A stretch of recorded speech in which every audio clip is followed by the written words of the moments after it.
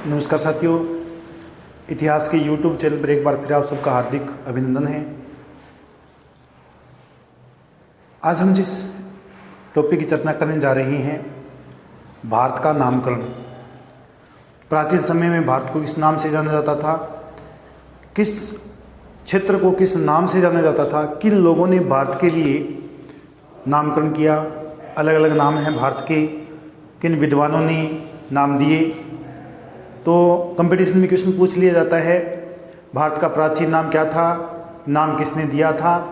तो देखते हैं भारत का नामकरण कैसे हुआ। तो भारत के नामकरण में अगर हम देखें तो जन समुदाय की दृष्टि से हमें सर्वप्रथम नाम मिलता है भरत। भरत नाम हमें सबसे पहले मिलता है ऋग्वेद में। प्राचीन समय में भरत नामक शासक था, शकुंतला और दुष्यंत का पुत्र, महाभारतकालीन। भरत ने सबसे पहले भारत में अपना शासन स्थापित किया और कहते हैं कि उस भरत के नाम पर ही भारत का नाम भारत पड़ा। महाभारतकालीन शासक था भरत। उसके बाद इसके वंशजों ने, जिसमें सुदास नाम मिलता हमें, आर्यों के रूप में भारत आए थे। सुदास ने भारत में युद्ध किया था 10 शासकों के साथ, तो वो भी हमें उल्लेख मिलता है। तो इस भरत के नाम पर हमें भारत का नाम भारत मिलता है। सबसे पहले भरत नाम हमें मिलता है ऋग्वेद में, भारतीय इतिहास का सबसे प्राचीन जो ग्रंथ है। इसके बाद हम देखें एक भूभाग के रूप में भारत, एक भूभाग के रूप में हम देखें भारतवर्ष जो शब्द है ये हमें मिलता है उड़ीसा। कलिंग का शासक था खारवेल, जैन धर्म का पोषक था। उसका एक हाथी गुम्फा लेख है खारवेल की, उसमें जानकारी मिलती है। कलिंग का शासक था। उस अभिलेख में हमें सबसे पहले भारतवर्ष नाम मिलता है। भारतवर्ष, भारत के लिए या यूँ कहे एक भूभाग के लिए हमें नाम मिलता है भारतवर्ष, जिसमें भरतों का देश कहा गया है, या भरत कुल के जहाँ लोग रहते हैं, भरतों का देश उस क्षेत्र को कहा गया है जहाँ भरत कुल के लोग निवास करते हैं। तो इस क्षेत्र को कहा गया था भारतवर्ष, अर्थात भरतों का देश जहाँ भरत लोग निवास करते हैं। इसके बाद अशोक के अभिलेख मिलते हैं हमें। अशोक के अभिलेख में भारत को जम्बू द्वीप कहा गया है। अशोक के शासनकाल में बहुत बड़ा साम्राज्य था अशोक का जो शासन था बहुत बड़े भारत पर था। उस समय भारत को जम्बू द्वीप कहा जाता था। यहाँ एक जम्बू नाम का वृक्ष, जम्बू वृक्ष की अधिकता के कारण मौर्य शासनकाल में भारत को जम्बू कहा गया है या जम्बू द्वीप कहा गया है। वह द्वीप जिस पर जम्बू नाम के वृक्ष बहुतायत मात्रा में पाए जाते हों या बहुत ज़्यादा मात्रा में जम्बू नामक वृक्ष पाए जाते हो। तो अशोक के अभिलेख में हमें भारत का नाम मिलता है जम्बू द्वीप। इसके बाद सिंधु नदी के पूर्वी क्षेत्र को ईरानियों ने हिंदू कहा। सिंधु नदी का जो पूर्वी क्षेत्र है उसको ईरान के लोगों ने हिंदू कहा, क्योंकि ईरान या फारस की जो भाषा थी इसमें स शब्द को है बोला जाता था, स शब्द नहीं था, स को है बोला जाता था। सिंधु नदी का आसपास का जो क्षेत्र था वो वैसे उसको सिंधु कहा जाता है, लेकिन ईरानियों की जो भाषा है उसमें इस क्षेत्र को हिंदू कहा गया था कि सिंधु नदी का जो पूर्वी क्षेत्र है या सिंधु नदी के आसपास का क्षेत्र है वो है हिंदू। इस शब्द से हिंदू धर्म की उत्पत्ति हुई, लेकिन ये है एक स्थान विशेष। सिंधु नदी का पूर्वी क्षेत्र इसको सिंधु कहा जाना था, लेकिन इस भाषा में, ईरानियों की भाषा में इसे हिंदू कहा गया है। यह सिर्फ एक भौगोलिक शब्दावली है, इसके अलावा कुछ भी नहीं है। इसके बाद अरबी लोगों ने इस क्षेत्र को अल हिंद कहा। अल हिंद, अरब के जब लोग आए थे भारत में, इन लोगों ने भारत को अल हिंद नाम से संबोधित किया या अल हिंद कहा। इसके बाद हम देखें तुर्क मुसलमान भारत में आए थे, इन्होंने इस क्षेत्र को हिंदुस्तान, यहाँ भी हिंदुस्तान कहा गया है। यहाँ भी नहीं है, हिंदुस्तान कहा गया है। इनकी जो भाषा है इसको हिंदवी कहा गया है। तो तुर्क मुसलमानों ने भारत के लिए या इस भौगोलिक क्षेत्र के लिए जो नाम का उपयोग किया था वो था हिंदुस्तान। यहाँ की जो भाषा थी उसको कहा गया था हिंदवी। इसके बाद हम बात करें हिंदुस्तान नाम का प्राचीनतम प्रयोग। सबसे प्राचीन जो प्रयोग मिलता है वो मिलता है 262 ईस्वी। ईरान का एक शासक था शापूर प्रथम, जिसका एक लेख मिलता है नक्श-ए-रुस्तम।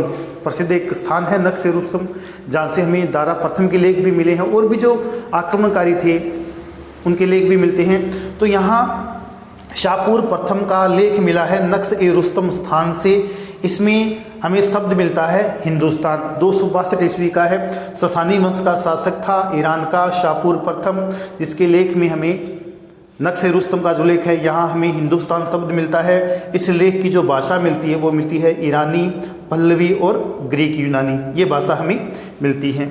इसके बाद एक प्रदेश के रूप में भारत का प्रथम सुनिश्चित उल्लेख पाणिनि की पुस्तक अष्टाध्यायी जिसमें किया गया है। पाणिनि की पुस्तक में कहा गया है कि प्राचीन भारत में 22 जनपद थे, जिसमें एक भारत नाम का जनपद भी था, तो उस जनपद के लिए भारत नाम उपयोग किया गया है। पाणिनि की पुस्तक अष्टाध्यायी में मिलता है। 22 जनपदों में एक था भारत। जो भारत था प्राचीन समय में, या पाणिनि का जो भारत था वह सिर्फ एक जनपद के रूप में था, न कि विशाल भारत था। तो यहाँ उस समय 22 बड़े बड़े जनपद थे पाणिनि के समय। तो यहाँ भारत नाम का उल्लेख मिलता है हमें अष्टाध्यायी में। इसके बाद हम बात करें, यूनानियों ने इस क्षेत्र को इंडिया नाम दिया। भारत में सिंधु घाटी सभ्यता में सबसे पहले कपास का उत्पादन होना शुरू हुआ। जहाँ कपास उत्पादित होती थी उस क्षेत्र को यूनानियों ने इंडोस कहा। उस क्षेत्र को या उस कपास को यूनानियों ने इंडोस कहा। जिस क्षेत्र में कपास का उत्पादन होता था उस क्षेत्र को इन्होंने इंडिया कहा। सर्वप्रथम इंडिया शब्द देने वाले थे हेरोडोट्स, जिन्हें इतिहास का जनक भी कहा जाता है। तो हेरोडोट्स ने सबसे पहले इंडिया शब्द दिया, यूनानी भाषा का शब्द है। आर्यों के निवास स्थान को सप्त सिंधु क्षेत्र भी कहा गया है। आर्य विदेशी है। आर्य जब भारत में आए थे तो सबसे पहले 7 नदियों का जो क्षेत्र है वहाँ रुके थे, उस क्षेत्र को सप्त सिंधु क्षेत्र कहा गया है। तो भारत का इतिहास आर्यों का इतिहास कहलाता है। आर्य जहाँ रुके थे उस क्षेत्र को सप्त सिंधु क्षेत्र कहा जाता है। क्वेश्चन पूछ लिया जाता है कि प्राचीन समय में आर्यों का निवास स्थान कौन सा था, तो सप्त सिंधु क्षेत्र पंजाब भी कह सकते हैं, जहाँ ऋग्वेद की रचना हुई थी। तो आर्यों का निवास स्थान था, इसलिए इसे सप्त सिंधु क्षेत्र भी कहा गया है।